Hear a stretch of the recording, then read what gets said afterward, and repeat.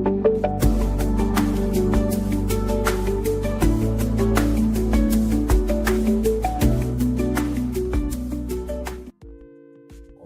mega love shout out mga kakabsat. Nandito tayo kay Sir Bad, mga kabsat. Una, pag-usapan muna natin itong 55 na bumoto na pabor sa impeachment resolution na ginawa kaninang umaga. Nako po, maraming mabibwisit na naman dito. Pasok, Sir Bad.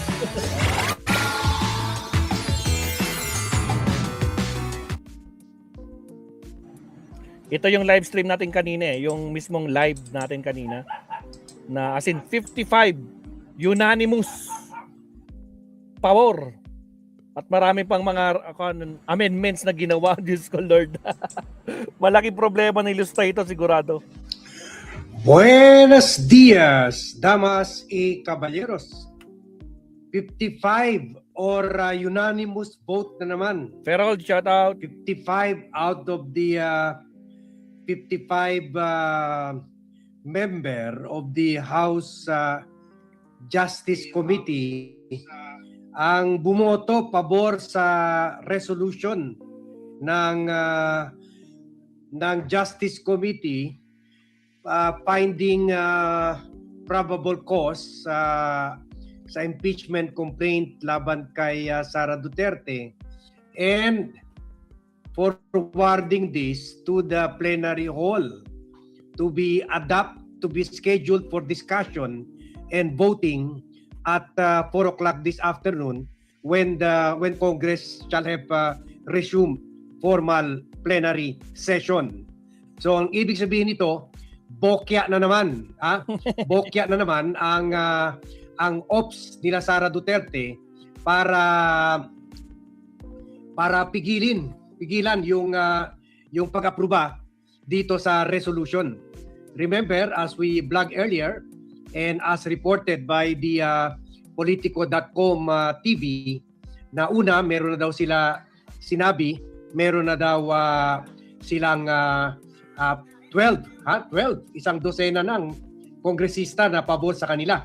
And then as we reported early this morning, meron na daw 15 at meron pa sila mga pangalan nito. Pero it seems na bluff lang pala yun or kinausap nila pero bigo sila makuha ang suporta ng mga ito. At yun, all 55 members of the committee voted. Sabi nga ilan yun? Nasa 40 daw ang nagsibawi ng pirma. Diyos ko Lord. Bakit 55 pa din? Nung last 53. Nadagdagan pa. Ay Diyos ko Lord. Wala na talaga. All signed the resolution. So it looks like either may kinausap sila pero hindi tinupad yung usapan nila or binabluff lang nila na may mga kongresista na miyembro ng Justice Committee ang inatras or binawi na yung mga boto nila. Nadagdagan pa nga ang isa pa nga, mga pinapakalat nila ng mga panakot sa mga kongresista. Una, sa mga 55 members ng Justice. Legit, pananakot na ginagawa nila. Kaya nga sinabi, di ba? Lahat ng mga magsasabi ng yes. Hindi na kayo. Lagot kayo sa INC. Gumaganon pa si Cathy Binag tsaka itong yung mga ibang DDS Diyos ko, ginamit pati si INC. Diyos ko Lord. Nakapaw. Justice Committee. And then, syempre, panakot rin ito sa mga kongresista na magboboto kung mamaya na yan itatalakayan at mukhang mamaya na nga i-aproba ito ng Kongreso kasi kanina parang halata na nagmamadali na si Jinky Luistro at hindi na siya nag-entertain na marami pang mga diskusyon. Kumbaga halata na gusto na niya pabilisan yung pag-aproba, gusto na niya bilisan yung pag-amend or pagdagdag ng mga or paggawa ng mga correction, kumbaga binibilisan halata ni Jinky Luistro. So most likely ayusin na nila yan ngayon, ipiprint na nila yan ngayon para maibigay sa 300 plus congressman pagkatapos pagbotohan na nila yan mamaya 4:00 or 4 o'clock onwards, alas 5, alas 6, alas 7. So mamaya na yan mangyayari. Kaya pinas-break na ni Jinky Luistro ang approval nito at ibang mga miyembro, wala ka nang nakita ng mga umiepal na mga kongresista. Basta karamihan they waited for the vote. So pinaparash na nila yan para mamaya for voting para maipadala na yan. Today, maipadala na yan. May forward na yan, mai-elevate na yan. Sa Senado. At sabi naman ni Tito Soto, pag nabigyan sila ng resolution ngayon, bukas na bukas, Agad-agad. forthwith, itutuloy na nila yung trial or they will go on, they will convene the Senate into a trial court, senatorial court, impeachment court. Yan. So, marami silang panakot at akala nila mukhang masayang-masaya si Paul, mukhang kuryente mga DDS vloggers. Sinong Paul yan? Meron rin yan, Paul, meron rin elemento ng propaganda yan, nagpadala kay Sir Mad. Mukhang, kaya nga naglabas na sila ng pangalan, mukhang tinatakot, may pananakot rin. Hindi lang kuryente ang habol nila, kundi pananakot rin. In fact, Paul, meron pa sila mga sinasabi ngayon, lahat daw. Let me respawn in Rome, please. Yes! Our city currently has a population of 9. A farmer? Nang kung bago pa kahapon pa over the weekend, lahat daw ng mga committee members na boboto pabor sa resolution ay talo. I-withdraw ng suporta ng Iglesia ni Cristo. Alam naman natin kahit paano na may pakinabang naman yung Iglesia vote, lalo na kung dikit yung laban, lalo na sa local level. Sa national hindi pa kasi hindi naman sila kalakihan ng numero nila sa national, mga 5 to 8 million. Hindi pa sure lahat sumusunod kay Manalo. Meron na rin, hindi na they are voting according to their conscience na rin, mga Iglesia ni Cristo. Pero kung sa mga local, sa mga probinsya na ang diferensya mga 1,000, 2,000 lang, malaking impluwensya rin ang Iglesia votes o mga 500 ang diferensya. So sinasabi nila, tinatakot nila. So yun, lahat na boboto sa Committee on Justice pabor sa resolution or mag-affix ng signature nila pabor sa resolution ay ilalaglag ng Iglesia ni Cristo sa next election. So marami sila mga panakot, marami sila mga sci-fi operation, psywar, psychological warfare na operation. Pero mukhang bigo ito. So ang ibig sabihin nito, maraming implikasyon nito. Number one, wala ng asim si Sara Duterte. I'm sure maraming offer sa mga miyembro ng Committee on Justice. Pera, boto, posisyon sa kabinete ni Sara, ganon, kung ano-ano pa man, projects, ganon. May offer yan. Pero sa tingin ko, mas gumalaw rin ang Malacanang, lalo na yung ombudsman, at siguro nabigyan na si ombudsman ng mga salin nila, kaya sinabi rin ni Boying, sige, kung sinong boboto, alam ko mali ang mga salin nyo. Kung boboto kayo, kung i-withdraw nyo yung signature nyo or boto nyo dyan sa House Justice Committee resolution, then iimbestigahan namin kayo at kakasuhan namin kayo. So yan siguro umiral rin.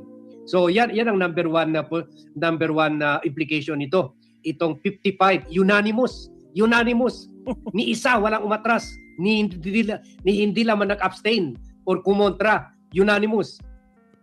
So another thing, ibig sabihin nito kasi ang panakot ng mga DDS, kaya nagpa-float sila na meron na daw umatras na mga kongresista. Another panakot ng mga DDS na sinasabi nila, popular pa talaga si Sara. Kawawa kayo kung manalo si Sara sa 2028. Hahabulin kayo lahat. Kayo bumoto for the impeachment resolution.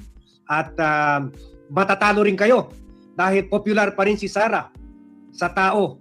Marami pa rin tao na sinasabi hindi sila naniwala sa mga findings sa impeachment. Pero ang implication nitong 55-0 vote or unanimous vote is that kahit tinatakot nila yung mga kongresista sa mga ganitong klaseng psychological warfare, syempre itong mga kongresista, tinatanong rin nila yung mga constituents nila, ano ba, naniwala ba kayo na si Sara guilty sa pagnanakaw? Si Sara ay nagsinungaling sa salin niya? So siguro ang feedback din nakuha nila sa mga tao on the ground ay consistent doon sa mga survey na sinasabi as much as 92% ng mga Pilipino naniniwala na guilty nga si Sara sa pagnanakaw. Kumbaga naniniwala na sila sa testimony ni Madriaga, sa testimony ng National Statistics Office na 7 tao lang nag-sign sa 4,000 na signature nila Mary Grace Piatos, Xiaomi 8 at iba pang mga peking tao na tumanggap daw ng confidential funds.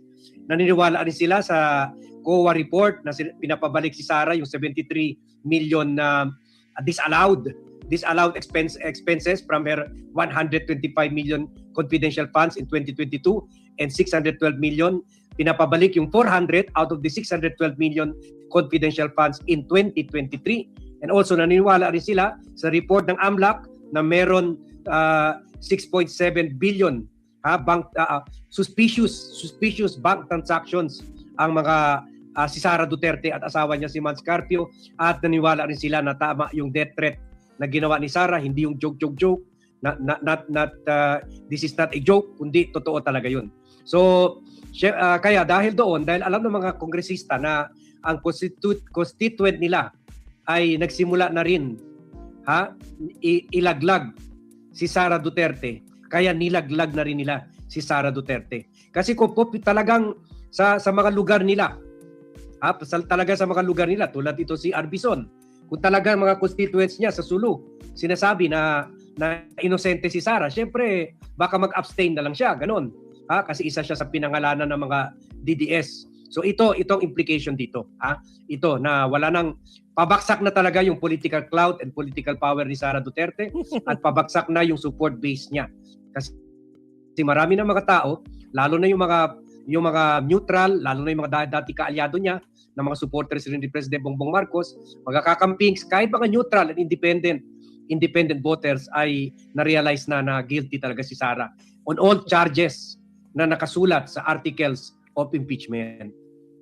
So yan ang implication nito, 55 versus 0 or 55 unanimous vote. So itong action ngayon, at least nalampasan na natin yung isa sa mga major obstacles. Mamaya yung botohan na para sa magaganap, para sa pag-refer na nito.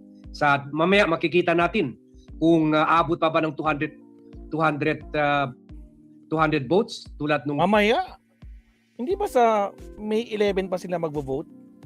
Nag-vote na ba sila, mga kabsat? Parang di ako updated dyan. Nag-vote na. Maraming salamat, Maki. Ayun, 101 na. Salamat sa mga nag-like, mga kabsat. Again, like and subscribe po tayo. Wala pong bayad dyan, mga kabsat. Like po tayo. Sa mga masasaya dyan, ako po. Tapos ang maliligayang araw na maggarapata. Baka nakalimutan nyo mag-like. I-like nyo naman yung live stream natin, mga kabsat. Maraming salamat po. Mga kabsat, tanong ko lang, meron bang voting? Parang wala namang voting kanina. Si Sir Bad, sinasabi niya, parang wala sa radar ko yung voting kanina. Kasi kung lumabas yung voting, tapos na sana kanina. Diba? Kaso wala. Ang alam ko dyan, next week pa magvo-vote sa plenaryo. Not unless hindi. Totoo ba ito sinasabi ni Sir Bad?